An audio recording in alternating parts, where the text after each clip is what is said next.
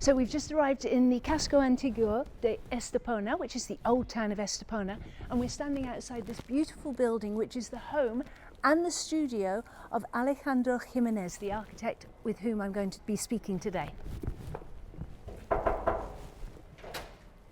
Alejandro. Good morning, Pipa. Welcome. Good morning. Thank you very much. We've come to speak to you. Please. Thank you.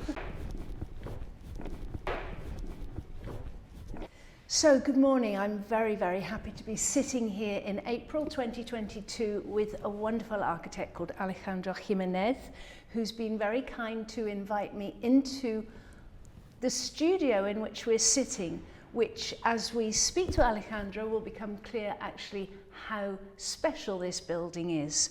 Alejandro, good morning. Good morning. Thank you for coming. It's my pleasure to receive you here. Well, I must just start by saying, just to give people a background of where we are, we're in the old town of Estepona, and if you have not been into this building, it would be hard to understand just how special what you've done here is. Where we're sitting is the third floor? Exactly. I bought a piece of land here. It was like 300 square meters. Okay. And it's like the fachada is like 8 meters. So that makes you that you only see a very small part of the building, no? And the idea is that I don't want to show the house, you know, like the house has a principal fachada, and then from there it goes to the back. So you only see a patio, you see bougainvilleas, but you don't really see what's behind, no? It's kind of... Astonishing is the word.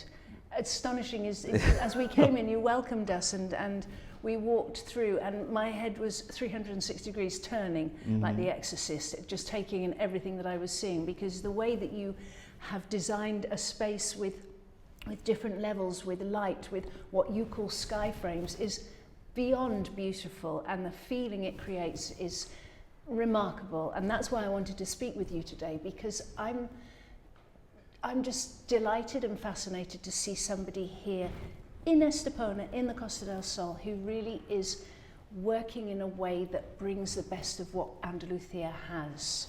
Yeah, this is the main issue for me. I believe in, I have a very clear roots. I know where I come from. So I want to introduce all these elements in my work, in my life. So for me, I could have an office in Marbella where it's main of my work, but I really like and enjoy to live in the old town with the atmosphere. My kids play in the streets, my neighbor sells their groceries. So I like this real atmosphere, no? So in this real atmosphere, the only thing that really fits, it's an Andalusian house, no? Yeah. It's authenticity, that's the word. Bueno, I like authenticity. Absolutely, and it's a word which I'm doing my very best to promote, and I think actually many people are becoming much more in tune with authenticity and how important it is to actually be in this place, be in Andalusia, and to keep what is so special, that richness, that special feeling. We have a great history, no? We have a very long history, a lot of cultures pass through here. So the thing is, I think our value is this history, no? It's what makes us different, no?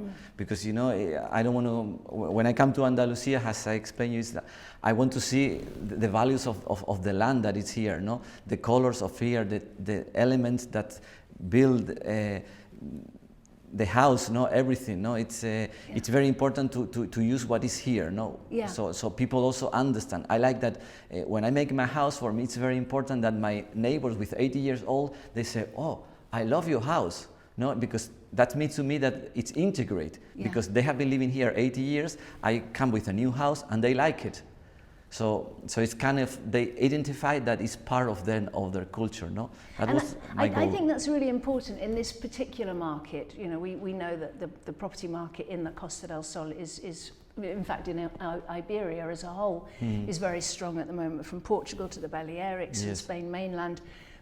A lot of non-Spanish people are looking to buy property. Sometimes it's important to remind people that actually you can still live a contemporary and a comfortable lifestyle, but staying true and honest to the origins of what these properties or what these buildings were supposed to do originally. And that therein come the thick walls and the patios and the your creation of what you call a sky frame, which we're looking at here behind you. Tell us a little bit about that detail. This is I like to. It's when you frame something, you put emphasis on what you see. You know, when you see a whole sky, you really see like a blue big thing. Yeah. But when you make it into a frame, you really power. So the idea is always when I do a house, I try to frame what is in this unique plot. You know, every plot is different, so every house should be different. So when you're in a plot, I like to frame the views, to frame what is interesting, you know. Yeah. So that is part of, in this case, because we are in Old Town and my neighbor is close by, what I did, I framed the sky. But, you know, what I like is to try to take all the things that a plot has, no? Yeah. Try to read what is there, Yeah. and from there, the house gives you an answer. Yeah. And the answer is framing the important things, no? And yet done with an understanding of the importance of orientation. Too many times I see here that properties are built with southwest orientation, with ridiculously huge windows, and that's just not practical for an environment like this. It's completely nonsense, you know. It's like, and some people maybe, you know, when you live here, you know how hot is here, what is a glass, you know. So when you build these houses of glass, first, most of them have no soul at all. They are all the same. They are like a bit of plastic feeling. It's just the wow feeling, but they don't have nothing else, no. I think it's more important that you cannot have a huge window oriented to the south without any protection. Correct. Because otherwise it will be closed all day and you will be heating with a crazy amount of air condition, which is totally wrong. No, you are creating a problem and then you are solving by the air condition. Yeah. The thing is that you have to, our culture have a, you know, we always, in front of a window, we have to protect it. No? So this is the way you make a house cool. So to make this huge box with windows everywhere, for me has not a value at all. No? I think you hit the nail on the head when you say it creates a problem, and that's the fundamental of a good architect is to solve problems, not to create problems. Exactly, and to take advantage of what we have. Yeah. Not just create a problem because you are on a fashion, you know. Yeah. I mean, you can be on a fashion on clothes because they change every 6 months a collection, but you cannot be on fashion on architecture. Yeah. You know, a house remains here 50, 60 years, 100 years. You have to make something that time makes it even better. Yeah. Or you don't, what I like of my houses that I try, people go into my houses and they don't know if they were built 15 years ago, 2 years ago, or 20 years ago.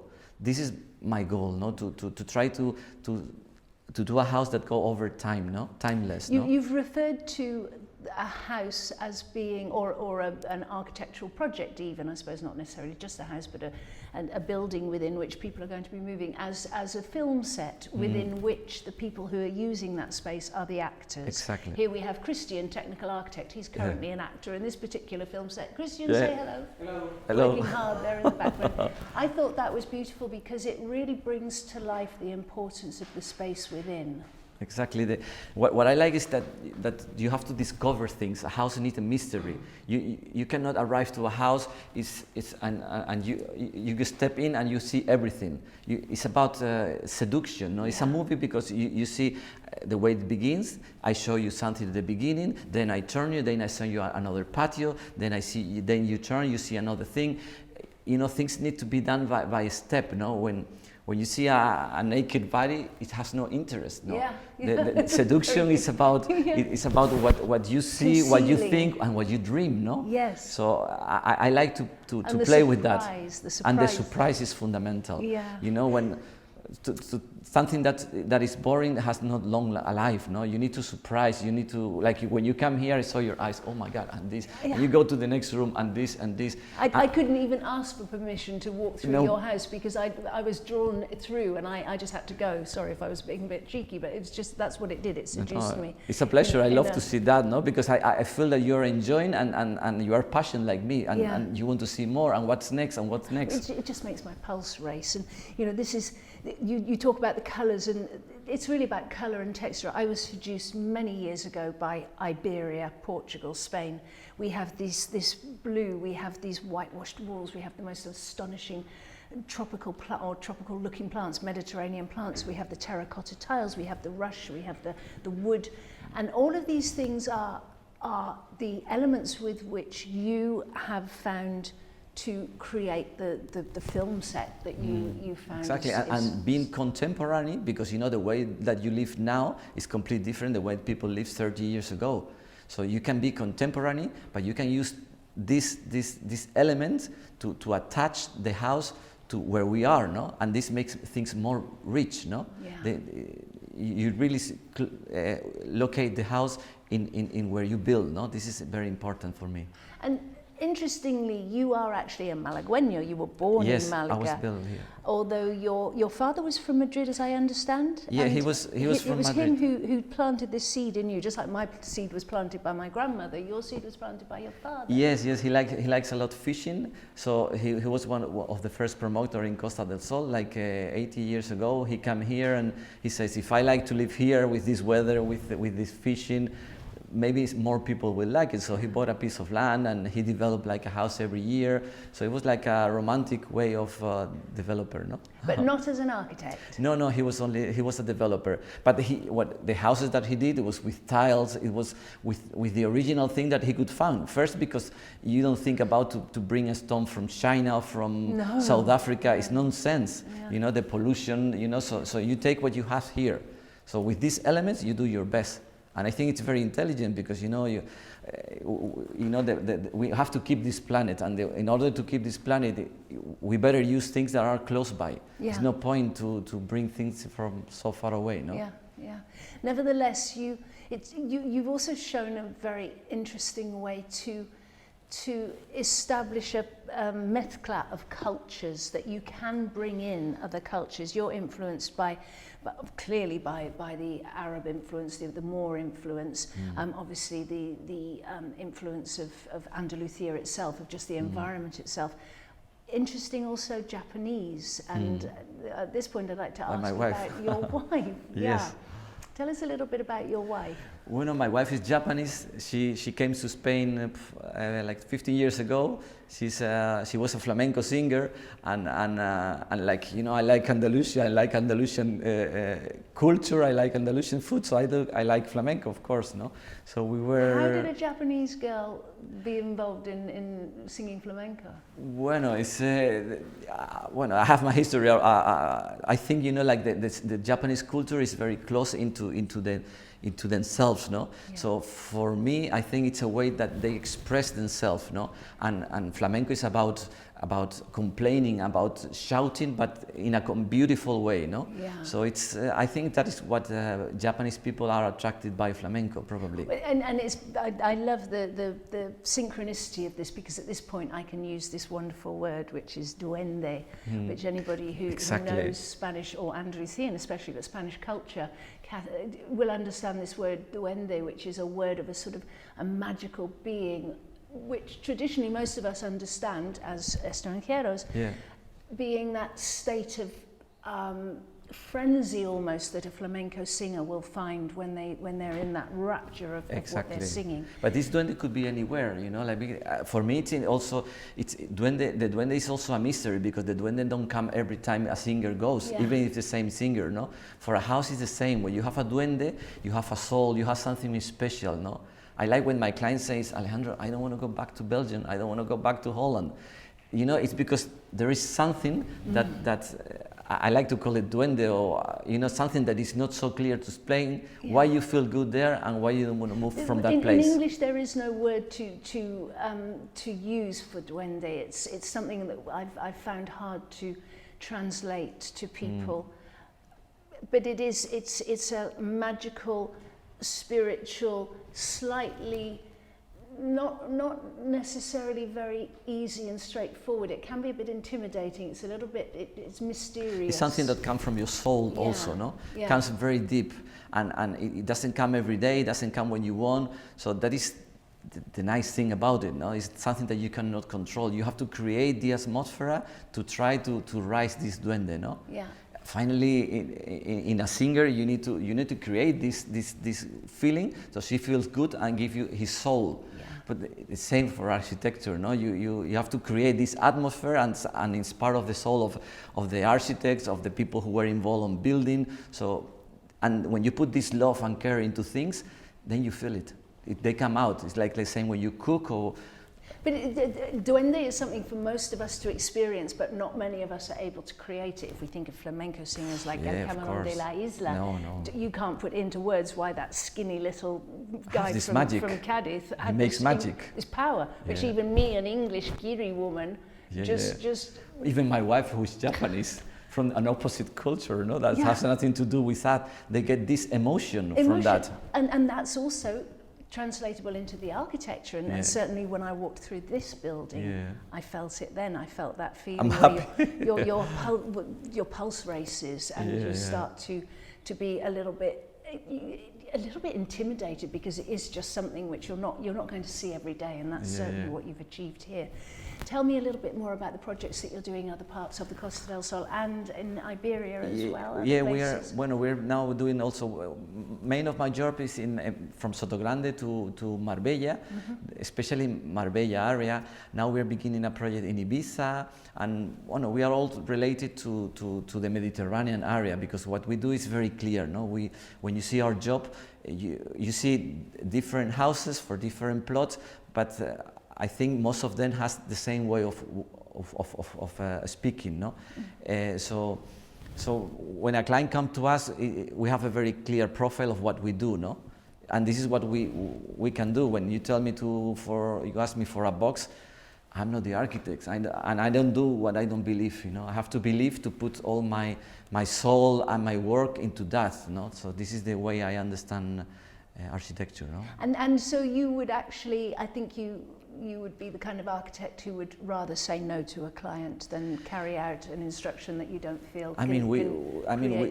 We need money to survive, everybody, no. But I'm lucky that I can choose my clients, no. And also because my work is so clean, I don't get so many people. When they come to me, they know what I know, how to cook. I cook this, and I don't know how to do nothing else. So I'm lucky that. No, especially now I feel in the last 2 years, more and more people is asking for this kind of architecture. I was just about to ask you that, exactly right. Without a shadow of a doubt, there is a feeling that there is a sort of big move towards clients seeking something which is more authentic. I think it's changing. It's changing a lot, no? And because 4 years ago, I was doing the same things. And some colleagues, some people, it's like, you are out of fashion, no? And I said, it's not about fashion. It's about doing what you believe in, no? Yeah. And you feel that clients, especially when a client only see boxes, they only have boxes. But when a client see boxes, or you can have this contemporary way of living in an Andalusian house, I think most of the people understand. Yeah. It's not the only. You can live as you want, of course, but I think when you share these spaces, when you live these spaces, and you understand that contemporary feeling and tradition can be melded together, I think it's people understand. Or I wish, I hope. Yeah, absolutely. Well, it's lovely to talk to you, and to be welcomed so warmly into your studio, under which is the house that you live in. So you really are practicing what you preach. You live here in the Old Town. We're going to have a little bit of a look at the streets of the Old Town, just to really sort of show from the outside what this building is and what is possible. It's very important to illustrate to potential clients that if they're looking for a big property, which is contemporary and comfortable, but still has that wonderful duende and still is very, very authentic, you don't necessarily have to have a big plot of land. It can be done in a place like this. Exactly. This is the idea, and also it's a small place, but you have everything, no? So it's not a matter of size. Sometimes you go to Zagaleta, to huge houses, and you don't even feel good because you don't need a bathroom of 25 square meters. It's not about dimension. It's about proportions, no? Yeah. About good feeling, no? Yeah. This is the main issue, I think. And the proportions are something that you clearly work very well with. The levels, the different aspects, the way that you drop a patio shaft of light down into the house, through the house, but the way you juxtapose the different colours and actually make the house become alive, because as the sun changes throughout the day, your house changes as well, and this is very evident in the and we have to take advantage of what we have here is the sun, no? So the game of the light, the shades, you know, when you go to the garden, this is what makes a house powerful. And when you can see a house in Belgium, you don't have the sun, no? This such a powerful, the shade is something of a composition here. Yes. It has very big power, no? Yeah. So we have to take advantage of this, no? And how, absolutely, we're so lucky. In fact, I speak very often with Mark, who makes my videos, about how difficult this job would be if we didn't have this blue sky. It's incredible. We're so fortunate. It gives us so many opportunities. Just to reflect back a little bit on you and the influences, because I find it interesting actually.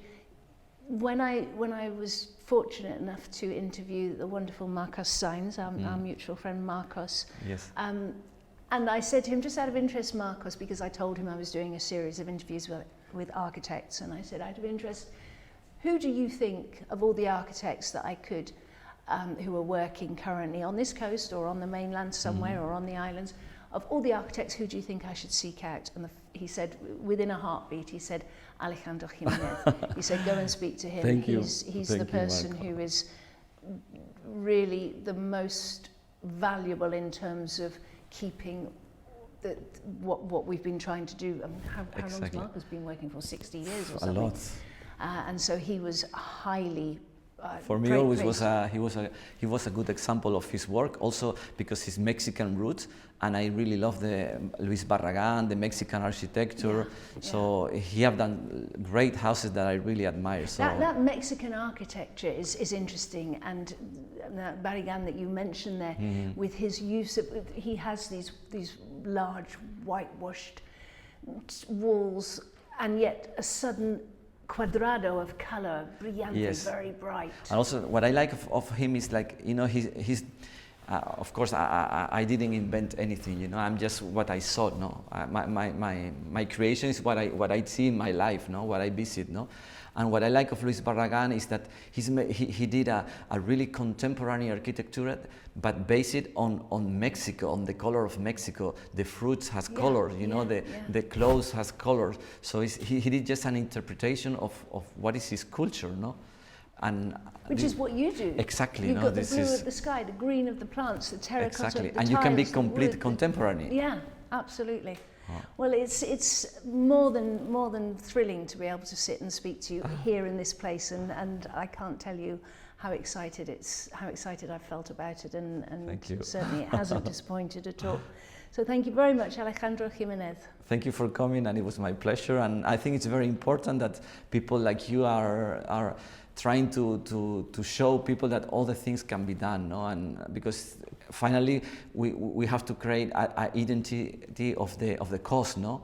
And this is very important for everybody, no? That we create a name, but behind this name there is an architecture, and this architecture needs to be related to our culture, no? Yeah, absolutely. So and even you're a Malagueño. I mean, I'm not, but this is my home. I will never be living in England again, that's for sure. I've lived here for 22 years, and I feel also that it is a responsibility. Exactly. You know, it's and it's very curious that only like Villarroel or Marcos Sainz, you know, all these great architects, they were not from Spain. No, you know, Bolivia, Mexico. They have to come here and show us what is the value of what we have here. The people from here, in Marbella, you don't really find really important architects from the area. All they were coming from Chile or from Mexico, from Argentina. So, you know, it's people from England.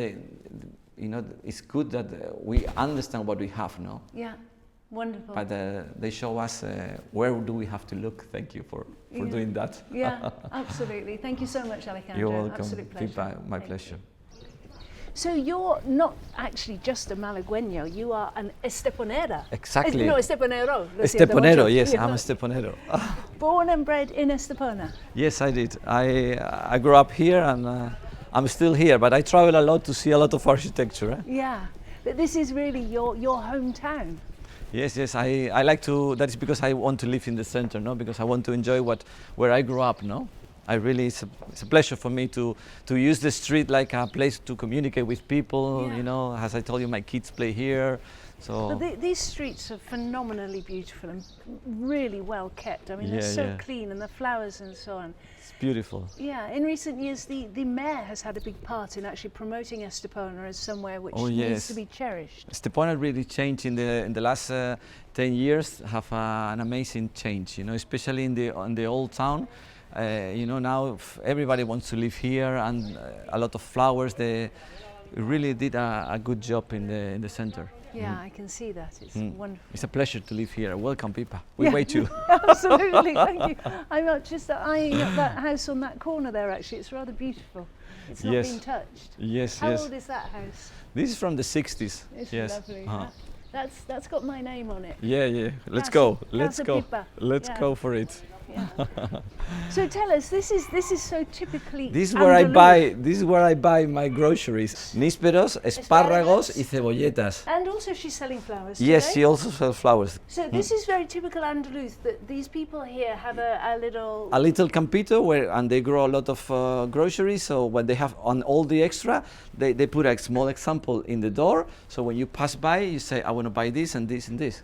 So it's what we would call in English an allotment. So the spare vegetables that the family aren't eating, they actually sell to each other. So And it changes every day. yeah. Every day is beautiful. different. And it's organic. Oh, it's organic and the taste is completely different. She's Completely got a great tomatoes. This neighbor, she's an old lady, she's very funny because you know she has this small house, but she has a huge piece of land behind. Oh, yeah. And there she grows her groceries, she grows her flowers, you know. So she doesn't need to leave this a small space, very wide with the tiles. It's perfectly painted. It's But so on the back, you have everything, no? How incredible. Yeah, she's a lovely girl. And she's been here for how long? The whole history. I mean, she's Wow. 90, so more or less she will be What a around 90 fabulous here. house. Beautiful.